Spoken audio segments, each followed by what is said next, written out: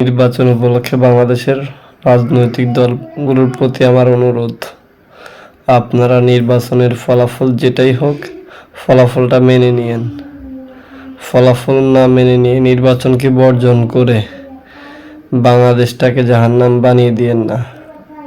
যদি নির্বাচন বর্জনই করতে হয়, যদি নির্বাচন বর্জনই করবেন, তাহলে আপনারা ডাক্তার ইউনূসের আন্ডারে নির্বাচনে আসলেন কেন?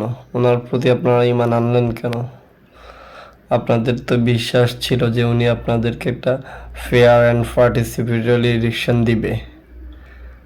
তো আপনাদের যদি ওনার উপরে এই বিশ্বাস না থেকে থাকে, প্রশাসনের উপরে এই বিশ্বাসটা না থেকে থাকে, তাহলে আপনারা নির্বাচনে আসলেন কেন?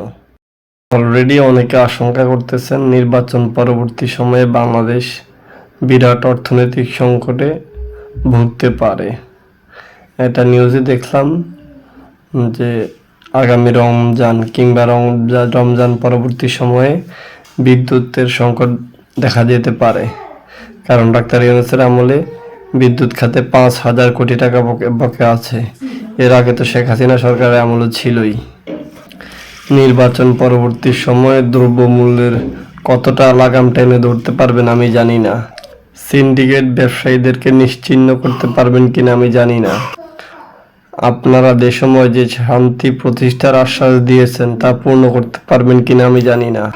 আপনাদের দেওয়া শান্তি প্রতিষ্ঠার ঘোষণা পূর্ণ করার আগে আপনারা যদি নির্বাচন বর্জন করেন, বাংলাদেশের উপর আল্লাহর গজব নেমে আসে, তাহলে এই দুর্ভাগা হতভাগা জাতির কি হবে?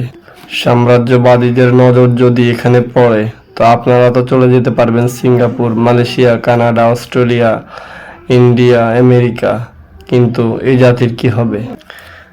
তাই আশা করি আগামীকাল রাষ্ট্রের উপর নির্ভরশীল হয়ে, রাষ্ট্রের উপর ভরসা রেখে নির্বাচনে যে ফলাফলই আসুক, যে রহমান সাহেবই আসেন না কেন ক্ষমতায়, যাকে নির্বাচিত ঘোষণা করা হবে, একজনকে পরাজিত ঘোষণা হবে, তো আপনারা ফলাফলটা মেনে নিয়েন।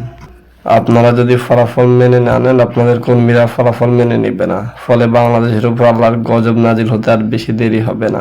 সারা দেশে জ্বালা পোড়া সন্ত্রাস সেই 5 আগস্টের ন্যায় শুরু হবে। এই দেশটাকে ধ্বংস করে দিবেন না, আপনাদের কাছে অনুরোধ।